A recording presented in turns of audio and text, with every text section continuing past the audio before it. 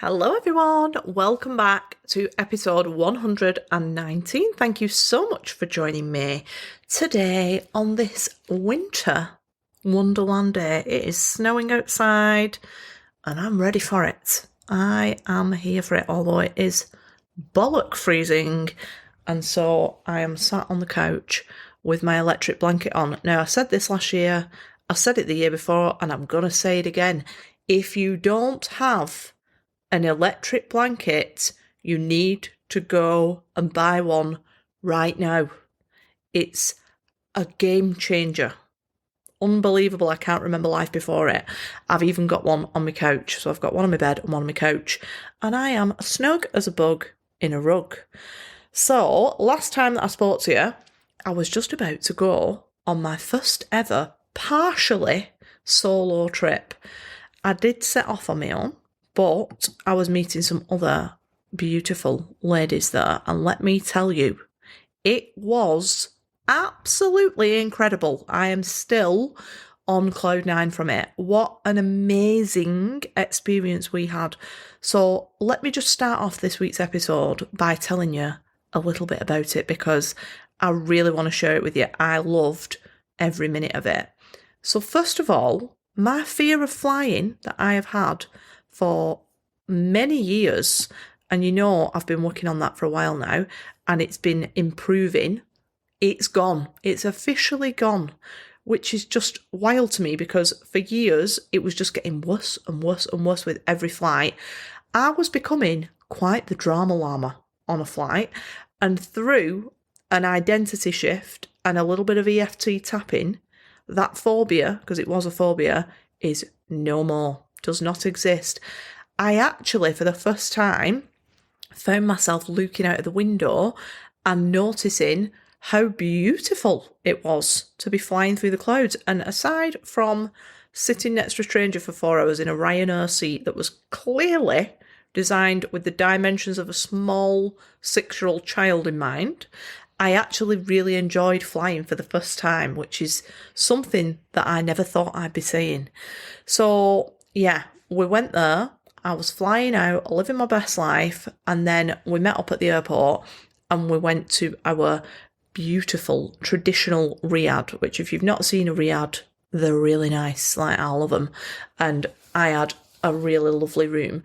So each day we would come together in the morning and also in the evening and do these self-development sessions, and they were all based around something called archetypes, which I had heard of very briefly before, but I hadn't looked into them. I didn't really know anything about them, which I was really pleased about, because I love to learn something new, and it really, really resonated with me. So the archetypes are all different versions of us that live within us. They're different aspects of us. So on that particular tour that we've just been on, we looked at 3 of the archetypes, and that was the maiden, the mother, and the crone.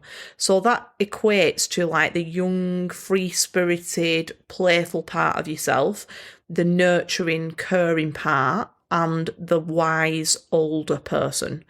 And it was fascinating. I loved learning about it. For a long time, as you know, because I've talked about this before, I have felt very stuck in my masculine energy. Being jilted and starting your own business is a real surefire combination to send you hurtling into your masculine energy. But this trip has really brought me out of that, and it's put me back into my feminine energy for the first time in literally 3 years.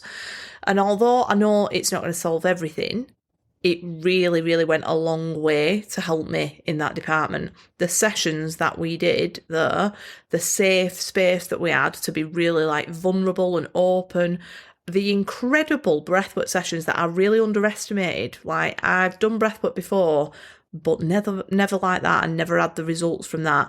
Cracked me open like a goddamn nut and had me releasing stuff that I didn't even know was there. A lot of it was to do with business and to do with moving to the next level and being seen and not playing small. It was absolutely amazing for me, like in every way, and it's already impacting different areas of my life since I got back, and I've only been back a few days. So the woman that runs them, Georgina, she brought the people together with her vibe, and they were so amazing and so lovely. She is just a gorgeous human being, like so lovely, and she held space for every single person on that trip. I think there was 16 of us, and we all bonded really quickly. It felt like we'd known each other for years, and it was a bit surreal actually to feel so close to people that you've just met. And we also had the opportunity to do some real like bucket list activities, like hiking in the Atlas Mountains, where I have never seen autumn trees that were so crispy and so stunningly vivid colours before in my life. And you know, I fucking love a tree. We rode a camel. I had a selfie with a baby camel. We ate a meal in a traditional Berber home, and the lady was a Berber who took us through the mountains to the waterfall.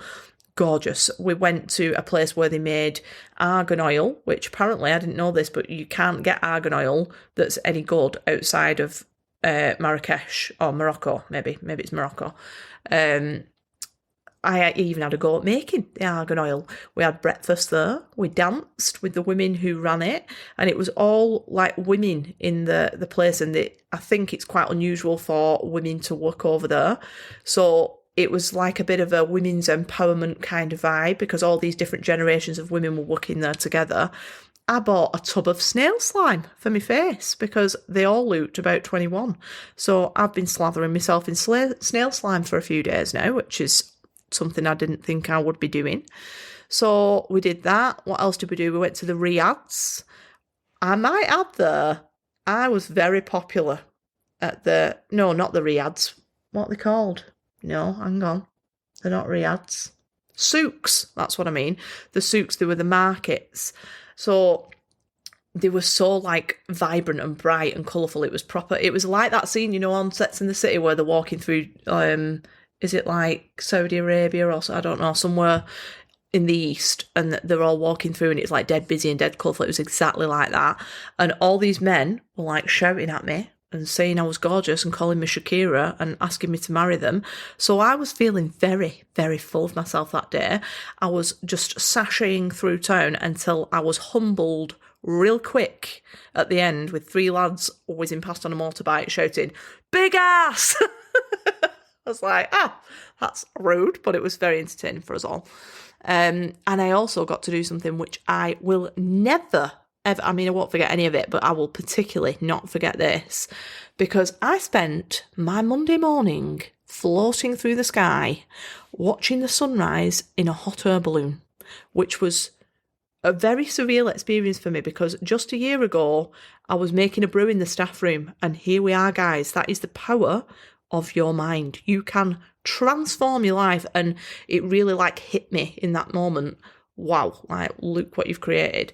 So it was amazing. I loved it. On the first evening as well, Georgina pulled a card for us all, like we did a meditation and a little session, and she pulled a card for us all, and mine said, transformation, shed, let go, make room for greatness. And that is exactly what happened to me on that trip. It was just a really, really beautiful, life-affirming experience that I will be forever grateful for. So please go and follow Georgina on Instagram. Her handle is at Wellness and Wonder GB, because she organises these trips in loads of different places: Italy, Malta, Morocco. There's one in the Sahara Desert, and I honestly cannot wait to go on another one. I really hope that you will consider it too, because you will not regret it. It will change your life. She is such a special human, and I'm telling you now, you're going to have the most incredible, healing, life-changing time with her on any of the trips. So thank you, Georgina, if you're listening. Thank you to all of the ladies who I shared that amazing experience with, who have now become my friends. And of course, thank you to my gorgeous mother, Queen Jean, Queen of my heart, who boots it for me as a surprise last year for a birthday gift, because it is the best gift I have ever had in my life. So I will link her Instagram in the show notes below, and you can also find her on my Instagram following list. So I had to tell you about that. I've been talking about it for 10 minutes, but it was well worth it, because honestly, life-changing stuff. So let's get started with what we're talking about today. When I mentioned earlier that I am no longer afraid of flying, that is solely down to what I'm talking about today. It is the fact that I have had an identity shift from someone who was really terrified of flying to the point where I would be crying and shaking and spending the whole flight in a state of like angst and panic, to someone who was daydreaming out of the window about how beautiful the sky was, unaffected by turbulence, whose only concern was whether they would have enough Maltesers for her on the trolley by the time it reached the middle, and who found herself peacefully floating through the air in a large picnic hamper with only a gas canister and a piece of nylon keeping me from certain death. Tell me that that is not an identity shift. And there's a real clear way to recognise whether a change in your behaviour is as a result of your willpower and like just lasting as long as you can, or an identity shift. Willpower is not going to work. It's not going to work in the long run. An identity shift will. It will absolutely change everything. And the indicator of how like to see which one it is that's happening is when you think about that past version of you that behaved in that way, whatever it might be, it feels like someone else. You can't relate. It's like it wasn't you, like a different person. So in the example that I've just used, there was a lady who was sat next door but one to me on the plane, and I could see that she was clearly very nervous about flying, right? So her husband was sat in between us and she was sat in the window seat and I was in the aisle. She was doing all of the things that I used to do. She wasn't as severely afraid of it, I could tell that, but she was taking deep breaths. She was squeezing her eyes closed and screwing her face up. She was clenching onto the armrest very tightly. Her shoulders were like nearly touching her ears. And I felt really sorry for her because I have been there, babe, done that, got the t-shirt. But at the same time, while I was like sneakily watching her out of the corner of my eye, I was thinking, that used to be me, but it's a different person to the one that I am now. It's not like something that I can even remember properly. I'm not managing it anymore. I'm not like just keeping it at bay. I'm not using certain strategies to help me feel better. It's just something that I don't experience at all. And I just can't even remember how it actually felt. And now I'm like, I enjoy it. Like, what the fuck? What the fuck? I enjoy flying. The identity that I hold now does not resonate in any way with a phobia of flying. Literally flying through the air in a fucking hamper. Like, that is just unbelievable to me. So I really want to talk to you about shifting your identity because it is an essential part of manifestation, and it's an area that I teach on in the Empower State membership. It's got its whole own section, a whole module on it. And I'll just say at this point, if I'm switching between the term identity and self-concept, it's because they're basically the same thing. Your self-concept is the beliefs that you and other people around you, like your parents, your teachers, society, have pieced together over your life and installed into your subconscious mind. And those beliefs are what form your identity. And that identity is a blueprint of how you operate, because everything's driven from the subconscious, whether you like it or not. It is.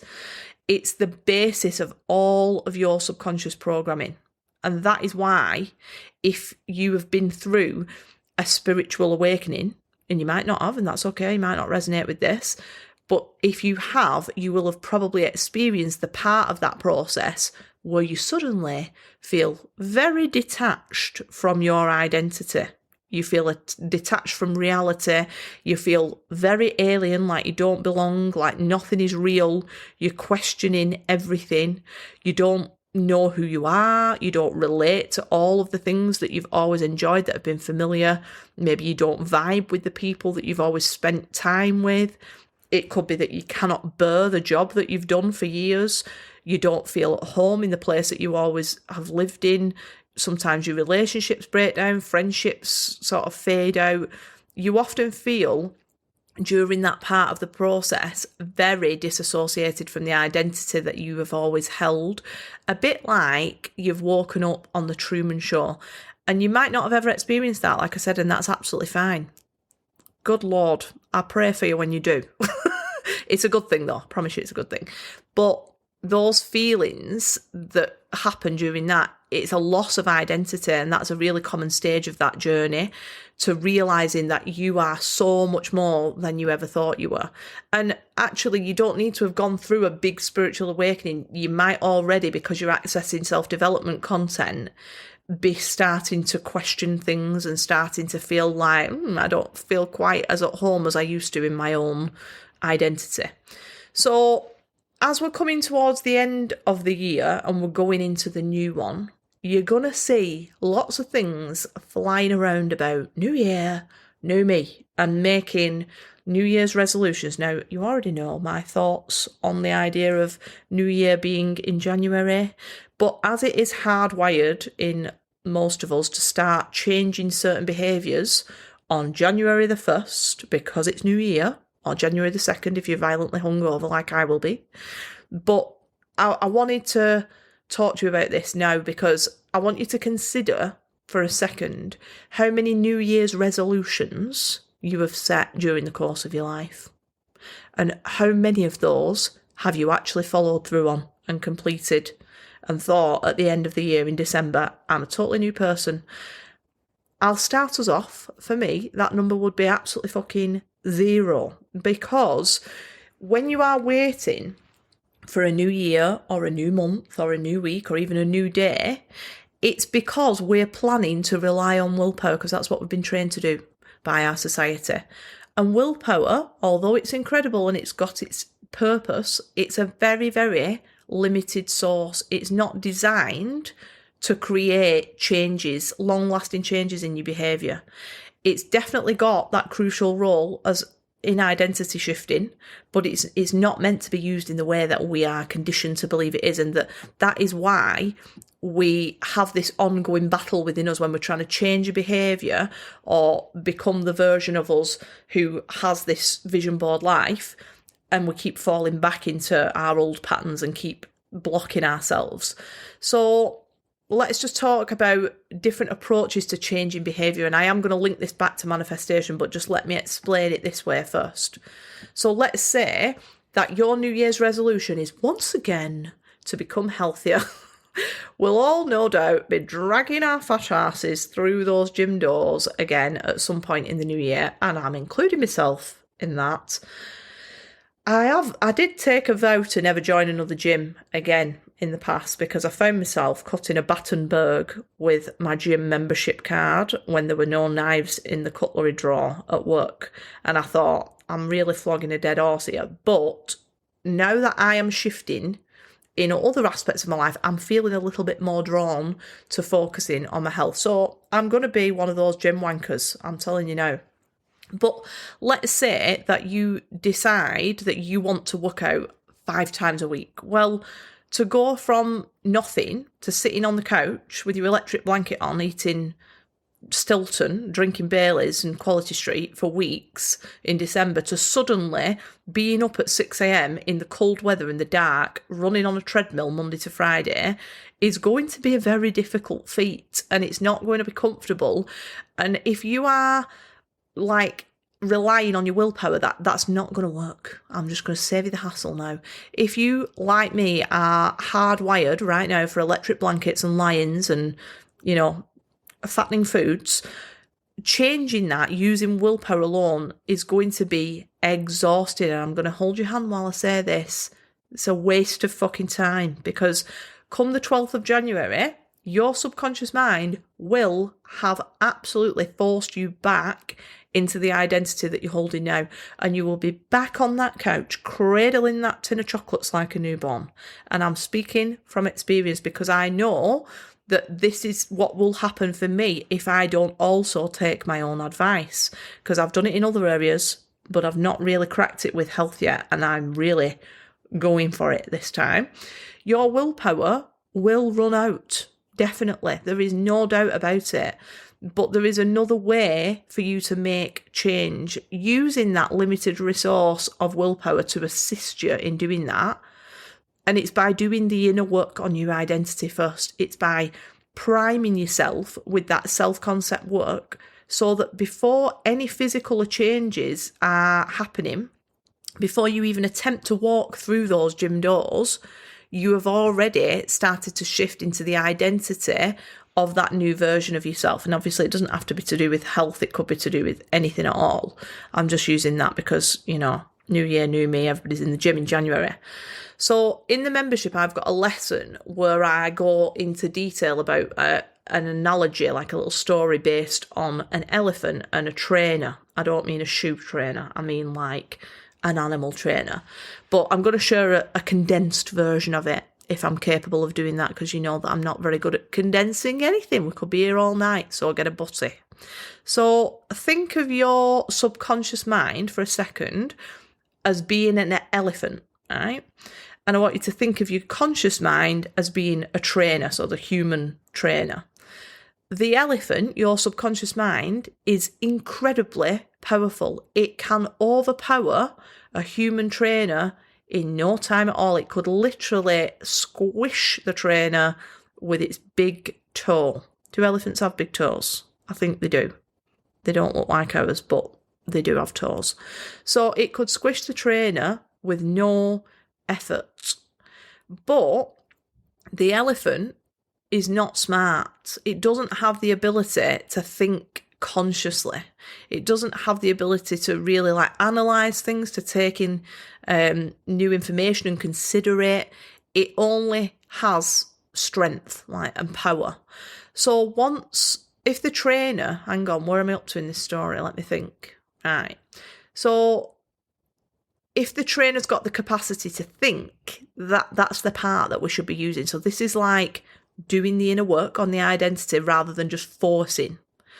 So if it wants to get the elephant to behave in a certain way, it's got to train it. And once the elephant, the subconscious mind, is trained by the trainer, the conscious mind, it's very obedient. It does as it's told all the time without question.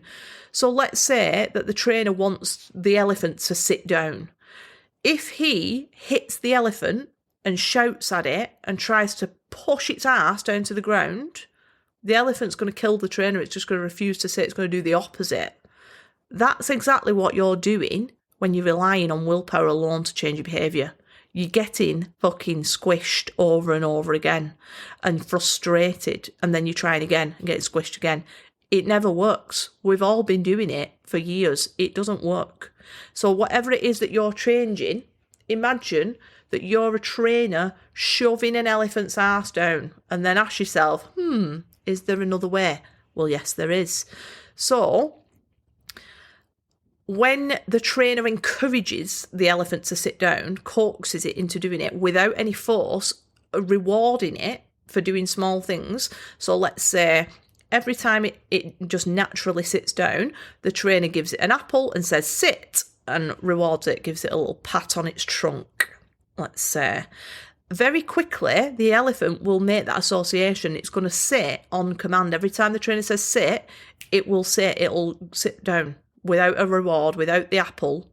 It's trained to sit down. Repetition. Obviously, you need that repetition because the trainer has reprogrammed it. And that's what happens when you do self-concept work. You stop getting squished by your subconscious mind and you start training it to work for you instead of against you. The action then becomes completely effortless. So in that analogy, the willpower is equivalent to using repetition. You use your willpower for repetition of small things, congratulating the elephant on sitting down, giving it an apple over and over again until it starts to get the message. That's where you use your willpower, in the repetition of doing a small thing, of changing a small habit. So when we're all going to the gym 5 times a week and wondering why we can't stick with it, the repetition, the willpower should be used for putting your trainers on 5 times a week. Just doing that, just committing to something small. The willpower is not to force the elephant down. Does that make sense? I hope it does. I feel like I went on a bit there. So the thing that most people go the whole lives not recognising is that they're acting like the servant when actually they're the master. And they don't get that. They don't understand, oh, I could just retrain it. And they keep trying to push that elephant's ass down and they keep getting squished and they repeat that cycle every January, let's say, doing the same thing over and over again and it not working. That's the definition of madness, is it not? It will not work. That is not the way it works. If you want a different experience, you must shift your identity through changing your self-concept so that you can receive that outcome effortlessly. Your self-concept is driving all of your behaviour. Every single thing that's going on in your life, every outcome is driven by your self-concept. That self-concept, that blueprint, is deciding what level of health you experience, what your finances are like, the work that you do, the relationships that you're in or not in, the friendships that you have, who's in your circle, the type of environment you live in and work in, your perception of life. Absolutely fucking everything comes down to your identity, the identity that you hold, your self-concept, what you believe to be true for you and about you. No matter how hard you try, you will not overpower your subconscious mind. You will never overpower it, but you absolutely can retrain it so that things that seem impossible right now, like me floating through the sky in a fucking basket, become effortless and enjoyable. The past version of me could have never believed that. And that's not just in that area, it's been in lots of areas in my life recently, like finances, career. They've all been as a result of an identity shift. So if we think about how that affects our manifestations for a minute, let's say that you want to experience a new level of wealth. Maybe you want to have 10k months. And right now, you've never had that. And you're used to having 1k months. You've got to rewire your self-concept to hold the identity of a person who makes 10k months before that shows up for you. Some people might think, well, I could just will it. I could work myself to death. I could do all of these things that'll bring me that 10k. Well, yeah, you might get it, but it's not going to stay. It's going to disappear again because you've not shifted your identity. And I've done that myself. I've had those 10k plus month and then gone back because I hadn't shifted my identity. So you shift your identity into the person who makes that before it shows up. You cannot rely on your 3D circumstances to validate that identity because your reality, your 3D circumstances, are a manifestation of the identity you're holding right now. So if that's someone who makes 1k months, that's what it's going to show you over and over again. You must decide now, regardless of your 3D circumstances, that you make 10k months, that you are in a relationship with the love of your life, that you are at peak health, that you are a successful business owner, whatever it is, you make that decision that that is who you are right now. And you repeatedly think that. Using your willpower, you decide to use that willpower, thinking that repetitively. That's the best use of your willpower. And what will happen then is you will, without any conscious effort, begin to start behaving in ways that align with that new identity. So if we stick with that 10k month example, you'll suddenly find that after a very short period of repeatedly affirming that you are that new identity and thinking from there and speaking from there and acting from there, you'll suddenly be filled with inspired ideas about how to bring that in easily. You'll have an effortless drive to work on your business or on whatever it is that's going to bring you towards it. You'll meet people who provide you with opportunities that are going to bring that vision to life.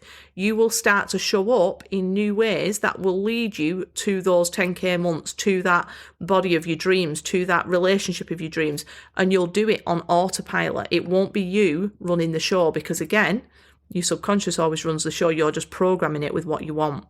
So if you want to become someone who experiences peak health and shift you into that identity, before you have any evidence in the 3D, you need to start thinking from that place, using your willpower to repeatedly think from that place, and using your willpower to make very small adjustments. Not massive ones, not saying I'm going to go to the gym 5 times a week, saying I'm going to start every day with a bowl of fruit, or I'm going to start every day putting my trainers on and walking for 5 minutes. That's it. Make small adjustments. That's what your willpower is for. It's not for forcing yourself to go to the gym until you're absolutely dead on your feet, or forcing yourself to work yourself into the ground so that you can reach a particular financial goal. That is not going to last you long at all. You will soon find that when you start shifting that identity, you feel that drive to go to the gym or to go for a walk, or you start craving different types of food and you go off the ones that you used to love. You'll find that something will come into your life that creates a really easeful path for you to get there. You'll begin bringing in people who are going to level up your life or give you opportunities or inspire you to become a better version of yourself. So if you want to become a business owner and you start to identify as that, even when you're working in a full-time job and you tell people what your new role is and you introduce yourself as that new role, you'll find that you start to behave like someone with a successful business. You'll be put on the path of other people who are in business who can guide you. You'll come across courses that are going to upskill you in the areas where you've got gaps. You'll begin feeling very out of place in your job. You'll start spending more and more of your energy naturally on building your business. You're going to start showing up in person or on social media differently to how you did before. You will speak with increasing confidence about what you do and with more conviction in the message that you're sharing or the product that you're offering. That's something that has happened to me. If I go back and listen to my old podcasts, or if you go back and listen, it's a different person speaking. I'm not speaking with conviction. And that's because I was still holding the identity of a past version of myself. Now, I'm already in my vision in certain areas of my life. There's still bits that I want to shift my identity into, particularly around my health. But self-concept work is an essential part to changing your life. You can only experience what you are programmed to experience. That is a fact. You cannot experience anything else. And the incredible thing about self-concept work is that when you start to shift your identity in one area, you might be thinking, right, well, I want to focus on my health, or I want to focus on wealth, or I want to focus on relationships. It naturally bleeds out into the other areas of your life. So when you have a shift in health, you start being more successful in your business. When you have a shift in business, you start attracting a new friendship circle. When you attract a new friendship circle, it starts affecting your romantic relationships. That relationship affects your wealth. Everything starts falling into place. It all links up so that you end up leveling in all areas of your life. When I look back to the version of me, let's say 4 or 5 years ago, like we're talking 2019, I really love that version of myself, and I'm incredibly grateful to her, because that was the version of me who was deep in survival mode. There was nothing about her that was thriving. I was in the very darkest, deepest part of my life, and I am proud as fuck of that version of myself, but I don't relate to her now. She is a different person to me altogether in so many ways. In fact, I'll be posting on my Instagram after this an Instagram post of me then and me now, of a picture that I found of myself ages ago. And it's not about the physical, but you'll see from those different pictures of me, there is a shift that has happened that is kind of showing up outside of me. And all the circumstances in my life were very, very different to how they are now. And you will see something has changed in those 2 pictures. So go and have a look on there. And in a year again from now, I'll be a different person. And that is the way that I like it. As humans, we have the ability to reinvent ourselves over and over and over again. And we can become a completely different person. And we do that through self-concept work to shift into a new identity. Nothing makes me happier than watching the journey of how someone has evolved and stepped into the power. It brings me massive joy. And I have watched people on YouTube, I've listened to podcasters who I've been there since the start, and now I've watched how they've evolved. And I know that there's lots of you who are listening now who have been here from very early in this podcast and have seen the shifts in me. I want to see that in you as well, because you can have that, definitely, without question. So I want you to ask yourself this question now. Who is the person that you look at? It could be somebody that you know, or it could be somebody on Instagram, or it could be somebody famous, or it could be somebody on the telly, whatever it is. But who is it that you look at and you think, I want her life or his life. I want what they have. I want to be having that experience that they're having now. Because whoever that is, no matter how big the experience is, no matter how juicy their life is and how amazing it is, let me tell you, you can have that too. Definitely. You can shift into the identity of your choice starting right now. There is nothing, absolutely nothing, stopping you having that life with the wealth, with the travel, with the health, with the relationships, with the freedom, other than your self-concept, your identity, the one that you're holding right now. Please don't fall into the trap that I have been in so many times, and I still go into it now. I've just become aware of it, of thinking that one day you will miraculously wake up and think, today's the day I'm going to have that person's life, and I'm going to have enough willpower today to force myself into a better life. You won't. It is not going to happen like that. Trust me, I have tried it on many occasions. You have to train your fucking elephant so that it does what you want it to do, and it takes you there naturally. It allows you to get into your vision board life with ease and flow, babe, not struggle and force. So we have got just over a month left until 2025. And if I were you, I'd be using that time to start reprogramming your subconscious mind so that you can walk into the new year ready to step into your power in 2025. And if you would like my help, I'm going to offer it to you now.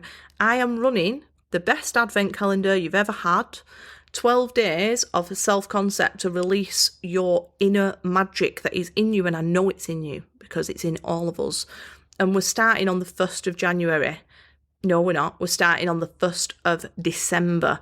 Please, can I ask you, don't wait until the 30th of November and then message me saying, I can't get in or something like that. Join now so that I can add you to the space ready to start.